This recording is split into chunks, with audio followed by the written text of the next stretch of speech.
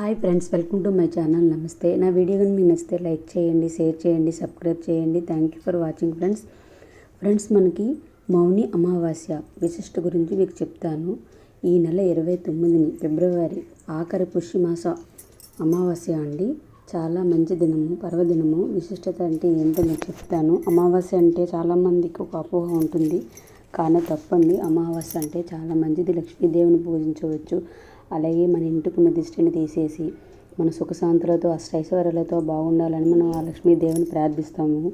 అలాగే మనం లక్ష్మీదేవిని ఎప్పుడు ఆరాధించిన అన్ని వేళల్లోనే మన ఇంటి ముందు ఆవిడ ఎప్పుడు ఉంటే మనకి మన ఇంట్లో లక్ష్మీదేవి ఉన్నదంటే మనకి ఎంతో ఆనందకరమైన విశిష్టత.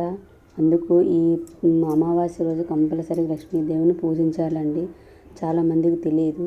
అలాగే వాటి ప్రాముఖ్యత ఏంటో మీకు చెప్తాను. తెల్లవారు లేవగానే స్నానం శుచిగా చేసుకొని ఆ వేడి నీటిలోని చల్లనీళ్ళైనా వేడి నీళ్ళు చేసిన అందులో కొంచెం పసుపును కొంచెం ఉప్పు వేసుకొని తలంటే స్నానం చేసి దీపారాధన చేయాలి. అలాగే ఈ అమావాస్య రోజు మాత్రం ఇంటి ముందు ముగ్గు వేయకూడదండి. అంటే మంచిది అనే ఒక ఉద్దేశం మీద మీకు చెప్తున్నాను. అది నాకు తెలిసినంత వరకు. అలాగే మనకి ఏమైనా ఇంట్లో ఆరోగ్య సమస్యలు, ఆర్థిక సమస్యలు ఏమున్నా కూడా ఆ రోజు మనం లక్ష్మీదేవిని ఆరాధిస్తే అన్ని వేళల్లో మనకి సుఖశాంతులతోనే ఆ వర్ధిల్లాలని, ఆ తల్లి ఎప్పుడు మన తోడి ఉండి ఉండాలని. ఫ్రెండ్స్, మనకి మౌని అమావాస్య అంటే చాలా చాలా ఇంపార్టెంట్ అండి. అలాగే మనకి నెలకి ఒక అమావాస్య వచ్చినా 2 అమావాస్యలు వచ్చినా మనము చేసేది ఎప్పుడు కూడా పవిత్రంగా చేయాలి, మనస్ఫూర్తిగా చేయాలి. అప్పుడే అన్నీ దానికి వర్తిస్తుంది. అమావాస్య రోజు చాలామంది ఆరోగ్యాలు బాగున్న వారు దిష్టి తీసుకుంటారు.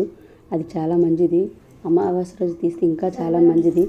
చాలా ఉద్దేశంతోనే మీకు చెప్తున్నాను. అలాగే లక్ష్మీదేవి అష్టోత్తరం కూడా చదవండి. చాలా చాలా మంచిది. తెలియని వాళ్ళైతే మాత్రం, తెలిసే వాళ్ళకి కాదు, తెలియని వాళ్ళకి నేను చెప్తున్నాను. ఆ రోజు మాత్రం దీపారాధన చేసి కంపల్సరీగా అష్టోత్తరం చదివితే మంచిది. అలాగే 2 వస్తువులు మన ఇంటికి తీసుకువస్తే చాలా మంచిది. అవి ఏంటనేది కూడా మీకు చెప్తాను. దాని ప్రాముఖ్యత ఏంటనేది కూడా మీకు తెలియజేస్తాను. ఎందుకంటే ఆ 2 వస్తువులు మన ఇంటికి వస్తే లక్ష్మీదేవి ఎప్పుడు మన ఇంట్లోనే కొలువై ఉంటుంది. అలాగే ఆర్థిక ఇబ్బందులు తొలగిపోతాయి. మనం అనుకున్నది నెరవేరుతుంది. ఆ విధంగానే మనము నెరవేర్చుకోవాలి.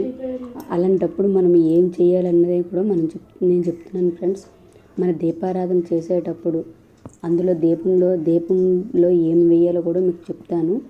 అంటే ఏంటి, మనకి ఇష్టమైనది, అమ్మవారికి లక్ష్మీదేవికి ఇష్టమైనది ఏంటి అంటే కల్లుప్పు అండి. కల్లుప్పు అంటే ఫస్ట్ వన్ కల్లుప్పు మనం అమావాస్య రోజు తీసుకుని వస్తే మన ఇంటికి లక్ష్మీదేవి మన ఇంట్లోకి వచ్చినట్టుగా ఎప్పుడు మన ఇంట్లో కొలువై ఉంటుంది.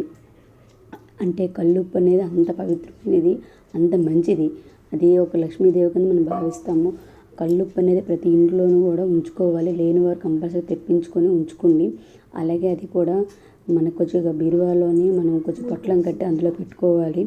అది చాలా మంచిది. ఎందుకంటే లక్ష్మీదేవి ఎప్పుడు బీరువాలో ఉండాలి కదా అనుకుంటాం. కాబట్టి ప్రతి ఒక్కరు కూడా ఆ లక్ష్మీదేవిని మన ఇంట్లో కొలువై ఉండాలి. కాబట్టి ఆ ఉప్పుని మనం తెచ్చుకొని అందులో మనం పెట్టుకోవాలి. అలాగే ఫ్రెండ్స్, రెండోది ఏంటంటే లవంగాలండి. లవంగాలు అనేది ఎవరికి తెలియకుండా ఉండదు. లవంగాలంటే చాలా అమ్మవారికి చాలా ఇష్టమైన విశిష్టమైనది లవంగాలు. మనం అది కూడా ఇంటికి తీసుకురావాలి. అమావాస్య రోజు తీసుకొస్తే చాలా మంచిదండి. ఫ్రెండ్స్, మీరు కానీ వీలుంటే మాత్రము ఈ 2 ఐటమ్స్ కూడా తీసుకురండి. వస్తువులని తీసుకొచ్చి మీకు ముందుగుండా చెప్పినది కల్లుప్పుతో ఆ విధంగా చేయండి. కిచెన్లో కూడా పొట్లం కట్టి కొద్దిగా ఉంచుకోండి, పక్కన పెట్టుకోండి. అలాగే లవంగాలతో ఏం చేయాలంటే మనం దీపారాధన చేసినప్పుడు 2 లవంగాలు దీపారాధనలోని ఇటు ఒకటి అటు ఒకటి వేసి మనస్ఫూర్తిగా దేవుణ్ణి, ఆ లక్ష్మీదేవిని మనం ఆరాధిస్తూ ఇంట్లోని మన అష్టైశ్వర్యాలతో తొలతూగాలని, మనం ఇంకా బాగుండాలని కోరుకోవాలి. ఆ విధంగా మనము చేస్తే మంచిది ఫ్రెండ్స్.